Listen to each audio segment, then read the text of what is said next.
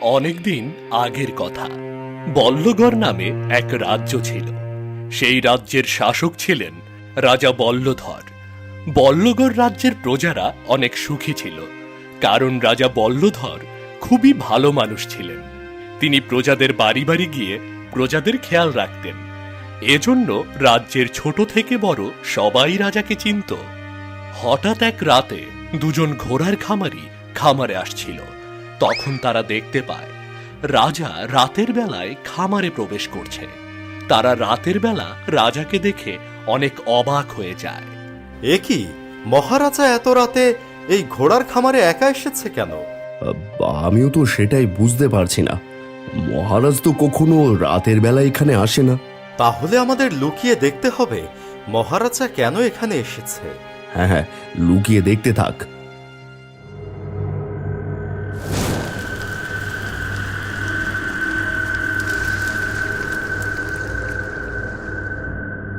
এ কি, আমাদের মহারাজ তাহলে কি মানুষ না?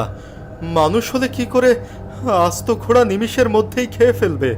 ওরে, আমিও তো কিছুই বুঝতে পারছি না। মহারাজ তো আমাদের অনেক ভালোবাসে, কিন্তু সে কি করে ঘোড়াটাকে এমন করে খেলো?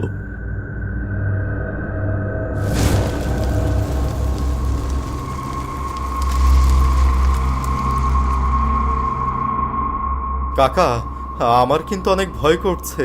মহারাজ যদি জানতে পারে আমরা তার গোপন ব্যাপার জেনে গেছি, তাহলে আমাদেরকেই খেয়ে ফেলবে। না না, তা করবে না। মহারাজ তো আমাদের অনেক ভালোবাসে। গোপনে পশুদের সাথে এমন করলে কি হবে? আমাদের কিছুই বলবে না। তাহলে এখন কি করবে? তুমি কি মহারাজের সামনে যাবে? না না, আগে দেখতে হবে মহারাজ আর কি কি করে। কাকা, আমার কিন্তু অনেক ভয় করছে। অত চিন্তা করছিস কেন? আমি তো তোর সাথেই আছি। ওই তো মহারাজ এখান থেকে চলে যাচ্ছে। চল দেখি মহারাজ আর কি কি করে।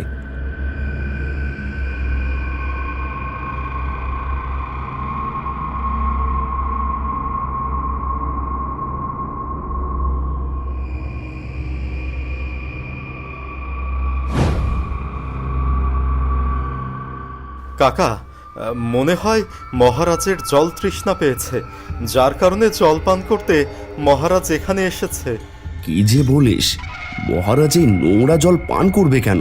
হয়তো স্নান করতে এসেছে।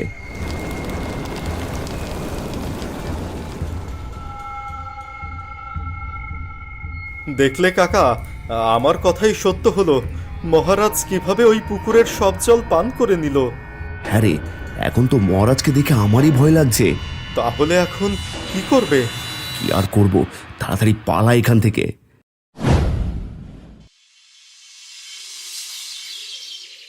এরপর থেকে রাজ্যে নেমে আসে ভয়াবহ বিপর্যয়। প্রতি সকাল হলেই প্রজারা দেখতে পায় তাদের পশুগুলো নেই, শুধু হাড়গুলো পড়ে আছে। পুকুরে কোনো জল নেই, পুকুর শুকিয়ে আছে। গ্রামের লোকেরা কিছুই বুঝতে পারে না, কিন্তু গ্রামের এমন অবস্থা দেখে নগেন আর চাঁদু সেদিন রাতের সব ঘটনা গ্রামের সবার কাছে খুলে বলে। এসব কি বলছিস নগেন? মহারাজ নিজে আমাদের এই সর্বনাশ করেছে। হ্যাঁ কাকা, আমি আর চাঁদু নিজের চোখে দেখেছি। মহারাজ আস্ত পশু নিমেষের মধ্যেই খেয়ে কঙ্কাল বানিয়ে দেয়, আবার একটা পুকুরের জল এক নিমেষেই খেয়ে ফেলে।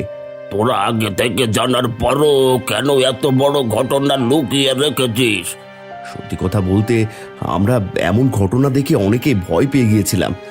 ভেবেছিলাম এখন সবাইকে জানালে যদি মহারাজ আমাদেরকেও খেয়ে ফেলে, কিন্তু এখন গ্রামের এমন অবস্থা দেখে আর চুপ থাকতে পারছি না। চল তাহলে, এখনই চল। আমরা এখনই রাজ দরবারে যাব, মহারাজকে গিয়ে জিজ্ঞেস করব সে আমাদের সাথে এমন করছে কেন। যেতে তো চাইছো, যাওয়ার পরে যদি মহারাজ রেগে গিয়ে আমাদের সবাইকে খেয়ে ফেলে, তখন কি করবে? সেটা পরে দেখা যাবে, কিন্তু এভাবে আর কিছুদিন চললে এমনিতেই সবাইকে না খেয়ে মরতে হবে। হ্যাঁ হ্যাঁ, মহারাজের কাছে চলো।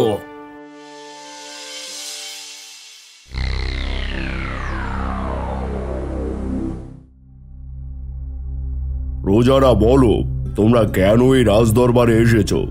মহারাজ, আপনি আমাদের লালন পালন করা পশু আর মাছের পুকুরে জল খাওয়া বাদ দিয়ে দিন। আমরা গরিব মানুষ, আমাদের এমন অন্যায় করলে আমরা তো না খেয়েই মারা যাব। হ্যাঁ মহারাজ, আপনি এমন কাজ করবেন আমরা তা কখনো ভাবতে পারিনি। এসব কি বলছো তোমরা? তোমাদের মাথা ঠিক আছে তো? আমি কেন তোমাদের পশু আর মাছের পুকুরে জল খাবো? মহারাজ, আমরা দুজন নিজের চোখে দেখেছি আপনি এক নিমিষে পশুর রক্ত মাংস খেয়ে পশুকে কঙ্কাল বানিয়ে ফেলেন, আবার পুকুরে জল এক নিমিষেই খেয়ে পুকুর শুকিয়ে ফেলেন। মন্ত্রী, এরা এসব কি বলছে? আমি তো কিছুই বুঝতে পারছি না। যে প্রজাদের আমি এত ভালোবাসি সেই প্রজারা এসে আমাকে এমন কথা বলছে কেন? মহারাজ, আমিও কিছু বুঝতে পারছি না, তবে প্রজারা এমনি এমনি এখানে আসেনি, নিশ্চয়ই এর মধ্যে কোনো না কোনো রহস্য আছে। এসব কি বলছো মন্ত্রী? এর মধ্যে আবার কি রহস্য থাকতে পারে? আমার মনে হয় একবার জ্যোতিষীকে ডেকে এই বিষয়টা জানানো দরকার, হয়তো সেই এই বিষয়টা খোলসা করতে পারবে। বেশ, তাহলে দ্রুত জ্যোতিষীকে রাজদরবারে হাজির করা হোক। জি মহারাজ। প্রহরী, দ্রুত জ্যোতিষীকে রাজদরবারে হাজির করো।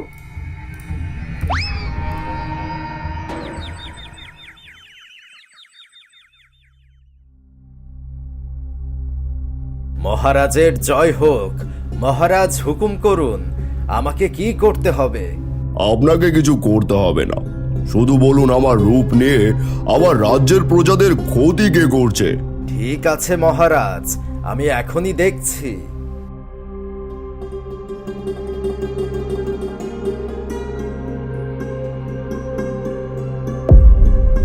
বলুন জ্যোতিষী, কি দেখতে পেলেন? মহারাজ, সর্বনাশ! জাদুকর কালকৌঠা আপনার রাজ্যের ওপর দৃষ্টি দিয়েছে, আর সেই আপনার রূপ নিয়ে রাজ্যে এমন ধ্বংসযজ্ঞ চালাচ্ছে যেভাবে লীলাবতী রাজ্যে এক শ্মশানে পরিণত করেছে। এসব কি বলছেন জ্যোতিষী? আমি তো কিছুই বুঝতে পারছি না। কে এই জাদুকর, আর কেনই বা আমার রূপ নিয়ে আমার রাজ্যে এমন অত্যাচার চালাচ্ছে? মহারাজ, জাদুকর কালকৌঠা এক শক্তিশালী জাদুকর, যার কাছে বন্দী হাজারো আত্মা। আর এই আত্মাদের খিদে মেটাতে আপনার রাজ্যের প্রজাদের ওপর এমন অন্যায় অত্যাচার করছে, আর আপনার প্রজাদের সামনে আপনার রূপ নিচ্ছে, যাতে আপনার প্রজারা আপনাকে ভুল বুঝে আপনার রাজ্য জ্বালিয়ে দেয়। এতে করে জাদুকর আপনার রাজ্য সহজেই দখল করতে পারবে। তারপরে এই রাজ্যের সবাইকে মেরে তাদের আত্মাগুলো নিজের বশে নেবে। এসব কি বলছেন জ্যোতিষী? তাহলে তো ওই জাদুকরকে থামাতেই হবে। আপনি বলুন ওই জাদুকর কোথায় থাকে, আমি আজই সেখানে সেনা পাঠিয়ে দেব। ওই জাদুকরকে আর কোনো অপরাধ করার সুযোগ দেব না। মহারাজ, আপনি আপনার সেনারা মিলেও তাকে থামাতে পারবেন না, কারণ ওই জাদুকরের আত্মা তার সাথে নেই। সে এক গোপন জায়গায় তার আত্মা লুকিয়ে রেখেছে। তাহলে তাহলেই কি আমার রাজ্য এভাবে ধ্বংস হয়ে যাবে? এর হাত থেকে বাঁচার কি কোনো উপায় নেই? একটা উপায় আছে মহারাজ, আর তা হলো উত্তরপ্রদেশে এক পাহাড়ের আড়ালে লীলাবতী রাজ্যের এক গুপ্ত মহল রয়েছে। সেখানে যদি কোনো জ্ঞানী সাহসী যুবক যেতে পারে, তাহলে হয়তো সেই জাদুকরের ধ্বংস করার উপায় বের করতে পারবে, কিন্তু সেখানে গিয়ে ফিরে আসার সম্ভাবনাও খুবই কম। এখন তাহলে আমি সেই যুবককে কোথায় পাবো? মহারাজ, এমন যুবককে পাওয়া তো অনেক কঠিন হবে, কারণ কেউ এমন জায়গায় মরতে যেতে চাইবে না। হ্যাঁ, আপনি ঠিকই বলেছেন, এমন জায়গায় কেউ যেতে চাইবে না, কিন্তু আমি আমার রাজ্যের আর রাজ্যের প্রজাদের কোনো ক্ষতি হতে দেব না। আপনি রাজকুমার কাঞ্চনকে ডাকুন। মহারাজ, একটু ভেবে দেখলে হয় না? ওই ভয়ঙ্কর জায়গায় আপনি আপনার একমাত্র পুত্রকে পাঠাতে চাইছেন। আর ভাবার সময় নেই মন্ত্রী, সেখানে যাওয়ার জন্য রাজকুমার কাঞ্চনই একমাত্র উপযুক্ত। আপনি রাজকুমারকে ডাকুন। যথা আজ্ঞা মহারাজ।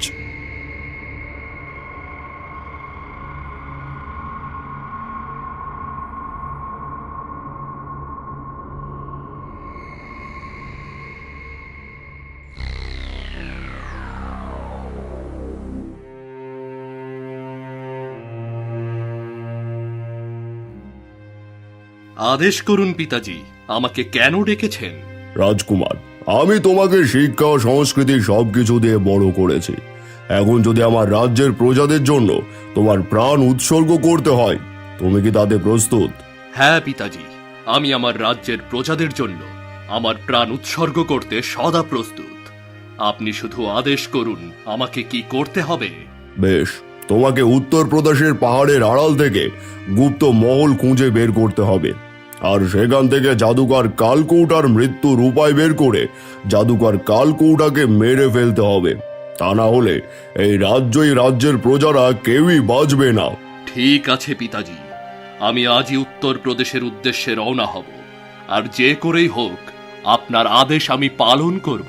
হ্যাঁ, যাও, আর মনে রেখো ওই জাদুকর কিন্তু অনেক শক্তিশালী, তুমি সরাসরি ওকে হারাতে পারবে না। প্রথমে ওর প্রাণ কোথায় আছে সেটা তোমাকে জানতে হবে, তারপর ওর প্রাণ নাশ করতে হবে। ঠিক আছে পিতাজি, আমি চললাম এবার।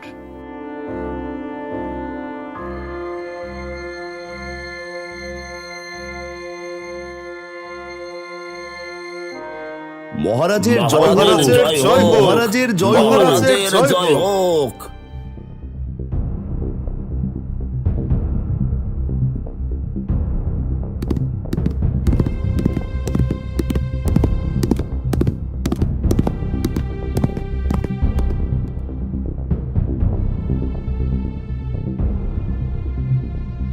এই যা, আবারও নদী।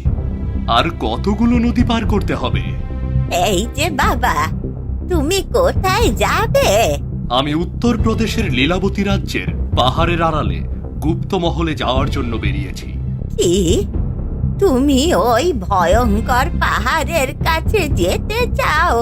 হ্যাঁ বুড়িমা, আমার রাজ্যের প্রজাদের বাঁচাতে হলে আমাকে ওখানে যেতেই হবে। ঠিক আছে, কিন্তু ওখানে যেতে হলে তো তোমাকে এই নদী পার হতে হবে। তা তুমি কি আমাকে একটু এই নদীটা পার করে দেবে বাবা? হ্যাঁ হ্যাঁ, দেব না কেন? আসুন, এদিকে আসুন, আপনার হাতটা আমার দিকে এগিয়ে দিন। আমার ঘোড়ার পিঠে চড়ে আমরা দুজনেই এই নদী পার হয়ে যাব। ঠিক আছে।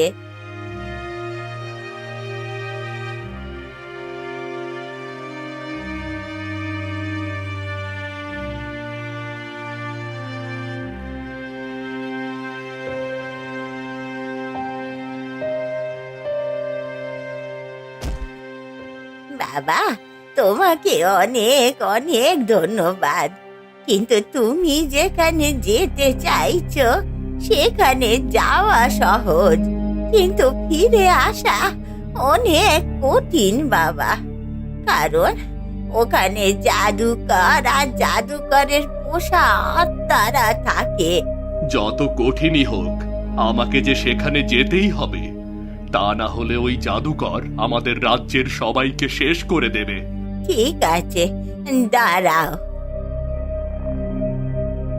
এই নাও বাবা, এইটা তোমার সঙ্গে রেখো, তাহলে জাদুকরের পোষা আত্মাদের থেকে নিরাপদে থাকতে পারবে। আর যদি কোনো বড় বিপদে পড়ো, তাহলে এর মধ্যে থাকা ফল ওটা খেয়ে নিও। এই ফল তোমাকে সাহায্য করবে বাবা। ঠিক আছে, আপনাকে অনেক ধন্যবাদ। আমি এবার যাই তাহলে। হ্যাঁ বাবা, এবার তুমি যাও।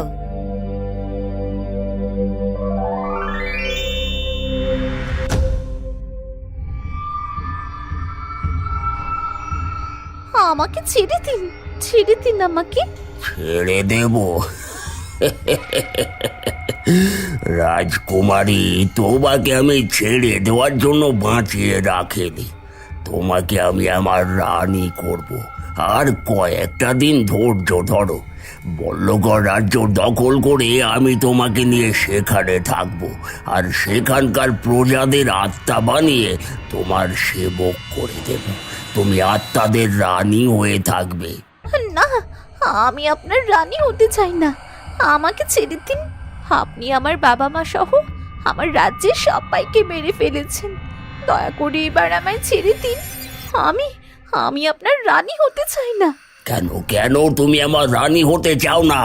আর কয়দিন পর আমার সাধনা সফল হবে, তখন আমি হব সবার চাইতে শক্তিশালী। তখন আমি তোমাকে অমর করে দেব। না, আপনার এই আশা কোনো দিন পূরণ হবে না। কারণ কারণ কোনো পাপীরা তাদের এমন আশা পূরণ করতে পারেনি, আর আপনিও পারবেন না। আপনাকে থামাতে কেউ না কেউ নিশ্চয়ই আসবে। আমাকে কেউ থামাতে পারবে না। আমার শক্তির কাছে সবাইকে হার মানতেই হবে, হার মানতেই হবে।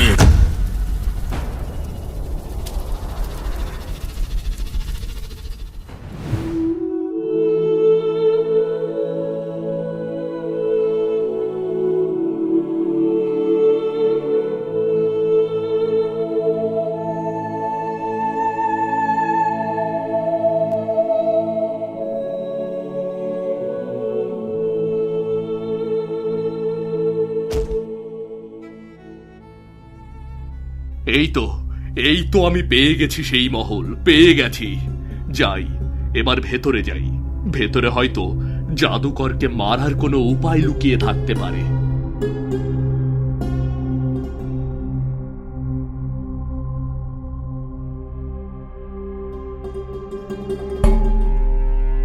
আহ, এখানে কাচের দেয়াল আসলো কোথা থেকে? নিশ্চয়ই ওই জাদুকর তার জাদু শক্তি দিয়ে এখানে দেয়াল তৈরি করে রেখেছে। কিন্তু আমি এখন ভেতরে প্রবেশ করব কি করে?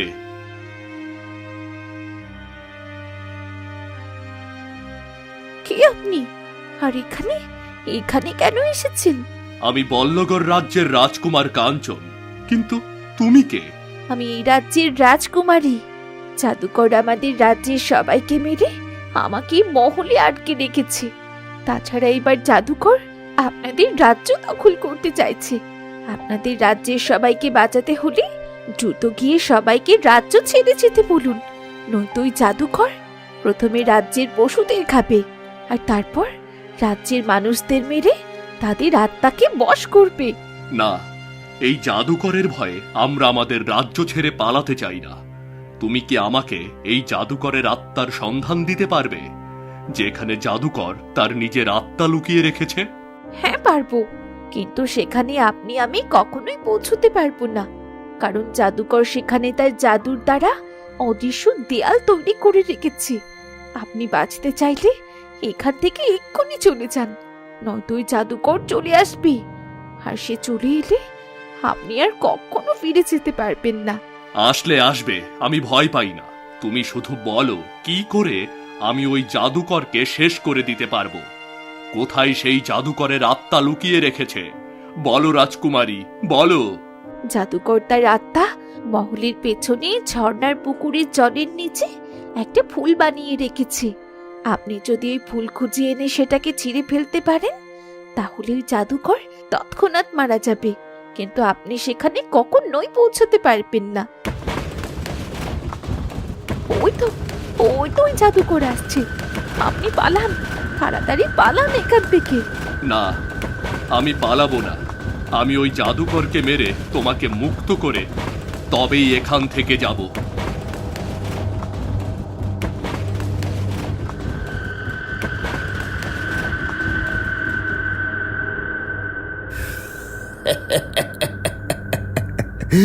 রাজকুমার কাঞ্চন, আমার রাজ্যে এসেছিস? কি ভেবেছিস? হ্যাঁ, কি ভেবেছিস এখানে এসে আমার প্রাণ কেড়ে নিবি? আরে আমার প্রাণ ভোমরার কাছে আজ পর্যন্ত কেউ যেতে পারেনি, আর তুইও পারবি না। আমি তোদের রাজ্য এমন শ্মশান বানিয়ে ফেলবো। শেষ হাসা হেসে নে জাদুকর, কারণ তুই তা কখনোই পারবি না। তার আগেই আমি তোকে পুড়িয়ে ছাই করে দেব। আমাকে পুড়িয়ে ছাই করে দিবি? আরে আরে আমি অমর। আমি তোদের মতো প্রাণ সাথে নিয়ে চলি না যে আমাকে মারতে পারবি। কিন্তু এবার আমি তোকে খাইয়ে মারার ব্যবস্থা করছি।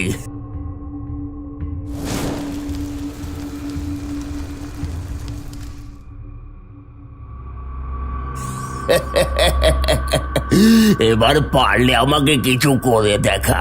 জানি জানি কিছুই করতে পারবি না, কিন্তু আজ থেকে আমি তোদের রাজ্যের মানুষদের ধরে ধরে আমার পোষা আত্মাদের খাওয়াবো। এখন এখন আমি কি করি? ও, মনে পড়েছে, বুড়িমা তো আমাকে কিছু ফল দিয়েছে আর বিপদের সময় তা খেতে বলেছে।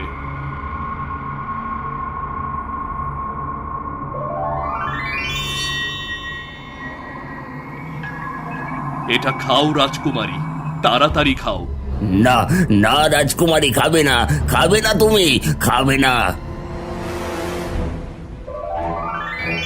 এই জাদুর ফল রাজকুমার কোথায় পেল?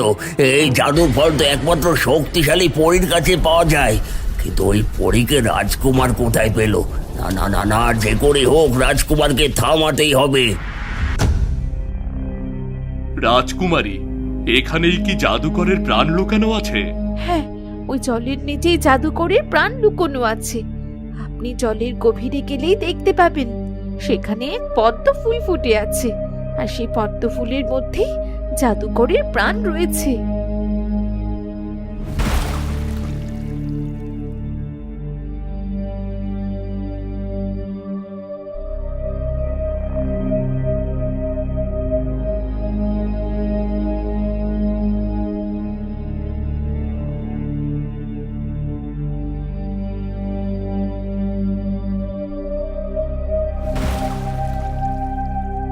রাজকুমার, রাজকুমার, তাড়াতাড়ি ফুল আমাকে দিয়ে দে, নয়তো নয়তো আমি রাজকুমারীকে মেরে ফেলবো।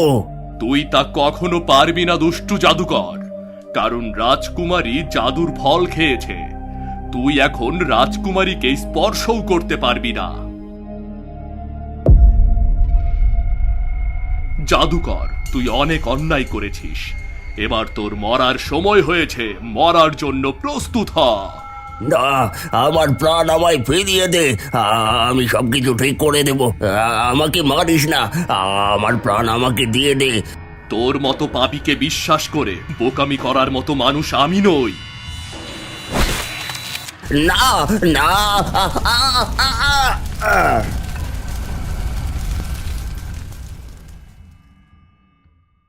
অবশেষে রাজকুমার জাদুকরকে পুড়িয়ে ছাই করে দেয়। এরপর রাজকুমার রাজকুমারীকে নিয়ে তাদের রাজ্যে ফিরে আসে। রাজকুমারকে দেখে রাজা রানী খুশি হয়। এরপর বল্লগড় রাজ্য আবার সুখে শান্তিতে ভরে ওঠে। এরপর রাজকুমার রাজকুমারীকে বিয়ে করে সুখে শান্তিতে বসবাস করতে শুরু করে।